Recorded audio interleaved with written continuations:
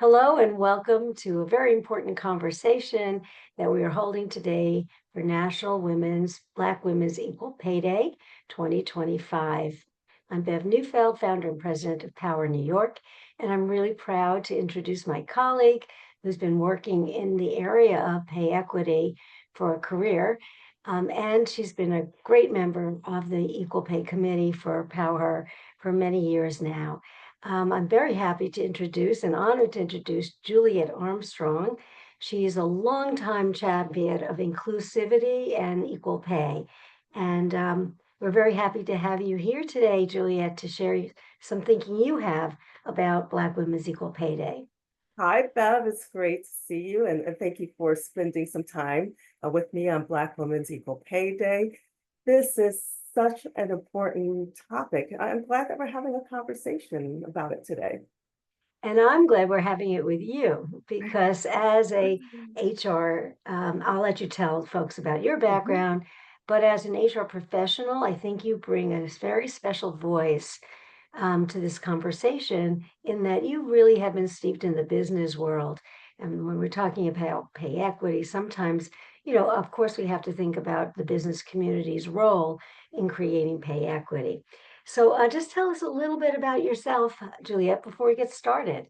Sure, I'd be glad to. So I spent my entire career in working for large companies, Fortune 500 companies. I recently retired, from a company that had such a focus on inclusion and equity. And I had the privilege of working with some titans in this field. There's some real trailblazers, some real champions.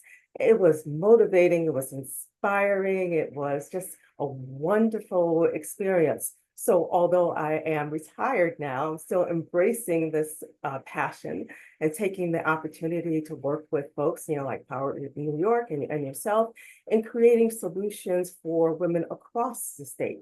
So it doesn't depend on someone being lucky enough to happen to land at a company that gets it and is doing the hard work to make things right, that we're creating solutions for women all across the state, no matter where you are and who you work with. You have an opportunity for fair pay and an opportunity to address, the gender pay equity gap. That's so true. Everyone in the state, actually in the country, deserves a fair pay for the work that they're doing Mhm. and equal opportunities for advancement. I think, though, that, the racial component that we're talking about today with Black Women's Equal Pay Day is very important for us to dig into. It can feel very abstract to people. What does the wage gap mean in terms Mhm. of people's lives, and particularly here in New York? Maybe you can give us a, snapshot of what the effect of a pay gap means here. Yeah, sure. So right now in New York, Black women make 66 cents for every dollar a white male makes. And while that can sound very, theoretical and very abstract, over a typical 40-year career, that's $1 million of lost wages. In Mm. addition, it impacts things like your retirement, what you are able to draw from Social Security, and unemployment. If you unfortunately lose your job, that impacts it as well.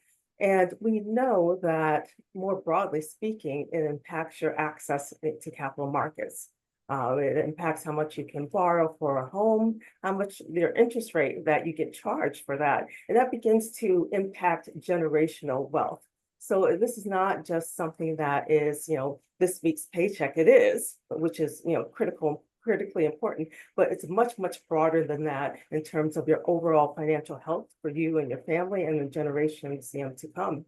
And I think what's also interesting as we're talking about this hypothetically, what many people may not realize is that for Black women in particular, the pay gap increases with the higher levels of education, right? Which is not something that many people would expect. So that can be a little disheartening that you're doing the right things, you're getting your advanced degrees, you're getting the experience and the expertise, and the pay gap is widening, not lessening. So that's really the reality of this, gender pay gap for Black women in particular. That's such an important point. I think we always thought that education, higher Mhm. education, would be the panacea, Mhm. but it's not, and particularly that Black women have really gone out and sought higher education, Mhm. for higher opportunities, and they haven't gotten their fair pay yet, right? Yes. Yes. So I'm proud to say in New York, we've been working very hard Mhm. on solutions, not just talk, but solutions. And you've been part of our effort. So I guess, and as a professional working in the field, Mhm. what are the components that we can offer in the state through law that make all Mhm. employers do something? Mhm. What do you think are the key wins that we've had? And also, then we'll move on to the challenges. Sure. Uh, one of the most significant advances in eliminating the gender pay gap, in my opinion, it started in 2020 when New York banned employers from asking about the salary history of those seeking jobs. So it's not part of the interview assessment or candidate assessment. And that's so critically important because if women, Black women in particular, women in general, are anchored to their salary history, then we're never going to get rid of the pay gap. And so that was very, very significant and something I think that everyone in New York, and I know Power New York was part of that initiative, could be proud of. The other very significant win, and I say this as a win for the state because, win for workers is a win for the business economy of the state, is the 2024 Salary Transparency Act. That was a very important step forward. And really what that meant is for job postings, employers had to include a good faith salary range. And what that means is that everyone who's applying for that job has the same information about the potential earnings for that job. So it's just leveling the playing field. And that was really an important start. It is something that is a first step. I think we have more work to do. We know we have more work to do on that salary transparency law. We know that, for example, we have to strengthen it and eliminate some of the loopholes. We know that unfortunately some employers are looking to have overly broad ranges, posted, which really is intended to undermine, the compliance with the law, the spirit of the law. We also know that we want the pay range to include other compensation types. So for many industries, your base salary is a component, but maybe not the biggest component of your compensation. So we want to include things like commissions and bonuses and stocks, just so that it can be a more holistic representation of what the earning potential really is for that job. So we have more work to do for sure. And we know that, for people who are looking to step into a new job, be hired into a job, this salary transparency is wonderful. But it shouldn't just be for the people who are changing jobs, right? So that's, a smaller percentage of the workforce. It should be applicable to anyone who is currently in a job. You should know what the good faith range is for that position. So there's more work to be done, but certainly Right. want to applaud a very, very important first step with salary transparency. But now we need to lean in. We have some learnings and we have to strengthen it and make it better. Right. Yes, and when we're working on that together, Mhm. on that, in terms of the equal pay campaign in New York, but we can get into that in a moment or as we Sure. conclude. Um, you know, we've had challenges in lots of Mhm. ways. I know with that, originally with the salary history ban, I Mhm. would talk to people and they would say, "What do you mean I can't ask people what Mhm. their, past salary is?" And now it's like, "What do you mean I have to put down the wage range?" Sure. Right?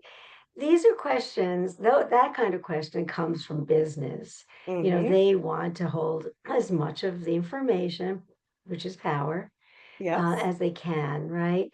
Can you give us a little perspective of um, maybe why businesses are not looking at this in the way you would explain it, Mhm. and why it is really a win-win for business and for workers? Yeah, I know that there can be a tendency for this knee jerk of like not wanting to share information or, advance pay transparency.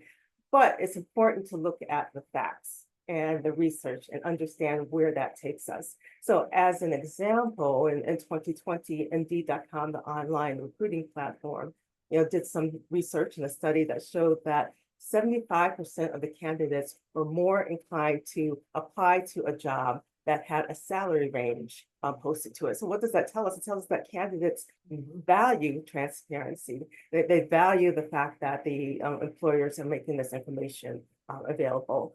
There's also a study done by SHRM, which indicated that pay transparency, helped to build trust with the employer.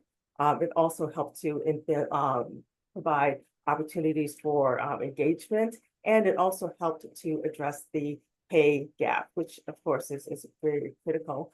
There's another study by, I think, PowHerNY that indicated, and should be no surprise to anyone, that when employees feel that there is a sense of fair pay, it significantly impacts commitment and engagement. And they also had data to show that it addresses the pay gap.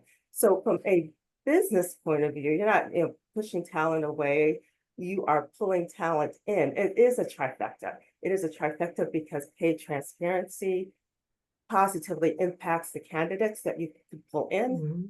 It positively impacts retention. It positively impacts engagement and commitment. And that is a significant value to employers. And of course, there's data that shows that it addresses the core objective as well in terms of addressing the pay gap. And anyone in an organization knows that, retention is critically important. It's expensive to replace talent, not just from the point of view of having to pay recruitment costs, but also from the point of view of losing expertise, losing experience. So, being able to leverage, pay transparencies in this way is a significant way of like bringing in great talent and keeping them and Right, addressing the pay gap as well. right. All that's it's so true. I think employers and their lawyers are Hmm. sometimes very nervous about all of this, Sure. right? Um, and I don't know if you had experience with pay audits, but Hmm. we need to get companies to a point where they're actually setting their salaries, based on very hard information, Hmm. so that it's going to be fair. Is that something that's happening in the corporate world already? That Hmm. they are doing pay audits? Is that now a best practice? You know, Yeah, is it companies are important beginning. for people to know if this Mhm. is happening inside their companies too, It right? is, absolutely. And companies are beginning to do pay audits for sure. This is a very complicated issue. And sometimes what happens is that leaders have like the best of intentions, but you don't realize that in some cases the discrimination is hidden. So it's important to look at the Right, numbers, it's important to look at the data. And for, I think, in my opinion, companies that are disinclined to take a hard look, that doesn't make the problem go away. That's a little bit of putting your head in the right, sand and hoping that the issue just kind of passes you by, but that's not really leadership. So I think it's important for firms to understand where they are with this. And again, it doesn't make you a bad person because it is a lot of legacy that's built into right. pay scales. And as we talked about before, the fact that up until relatively recently, from a generational perspective, when you went for a job, they would ask you how much you made. And all of that, pay gender gap just became, reality over and over again, no matter how much research you would do in terms of what is, the current industry, what's offering. As soon as they ask you what you made before, that would put you at a disadvantage for getting the most competitive salary now. So there is a Right. lot of legacy built into it. So it's important just to do the work to understand where the data is. And we talked earlier about what a impact on engagement and commitment it has for employees to feel that there is a sense of fair pay, and that applies to everyone, no matter where you are in the Right. organization, no matter what your background, gender, everyone wants to have a sense of being paid fairly. So doing these pay audits are important. And again, it gives you an opportunity to proactively, make things right. Right.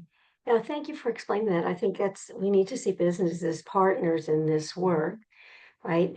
Sometimes we have to bring people along, including Right. companies along, to really make the broad changes that's needed. And I Mhm. know I've read a lot about what's happening in Europe, and really looking at the pay audits and looking at, Right. that. So that's an exciting development internationally. And Mhm. I think we're really excited that we are trying to bring that here to New York City as well. Right. So if people want to be involved, what are your suggestions on how we can move this forward, Juliet? Yeah, I think the most important thing to do is to engage with a broader coalition. We know that this is, a complicated thing to tackle. I don't think that, companies should feel like they have to solve this problem in isolation by themselves. So be part of the effort, to bring these solutions on a statewide basis. Mm, So it's something that benefits, the businesses, it benefits employees, and it benefits New York State by making this stronger. And that's really what we all want. right. So today is National Black Women's Equal Pay Day, Mhm. and so happy to have you on, and really proud of the work we've done together Mhm. here in New York City to push forward some very exciting legislation around the salary transparency, Right. expanding it just the way you talked about it, and Mhm. even going beyond that.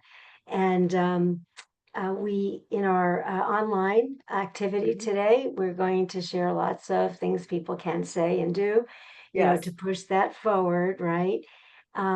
But really, the work comes from us, right? Mhm. From, a societal change, are demanding more and expecting more.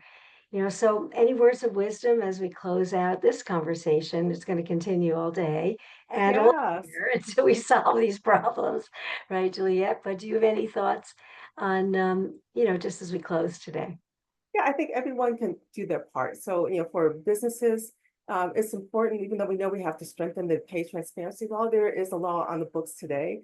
Embrace that, look to be sure that your postings are robust, with the job descriptions, with a realistic, good faith salary ranges, and encourage your employees to understand, what the laws are, and to be sure that they're comfortable with it and that they can ask questions about it. So I'm hoping that we'll see lots of business support as we look to strengthen the laws both in New York City and New York State, and that this is again like something that benefits businesses and it benefits employees. So this is a good thing for all of us. Right, great. Well, thank you. On that note, we will end, and I just want to thank you so much My for talking pleasure. to us today, and also for the work that you're doing around the Equal Pay Campaign. You're an invaluable resource and friend to the project, and it's such a pleasure to work with you. All the So pleasure's all mine. Thank you. Thank you. thank you so much. And thank you, everyone, for joining us and listening to Juliet Armstrong talk about Black Women's Equal Pay Day and what we can do to level the paying field. Thank you so much. Thank you.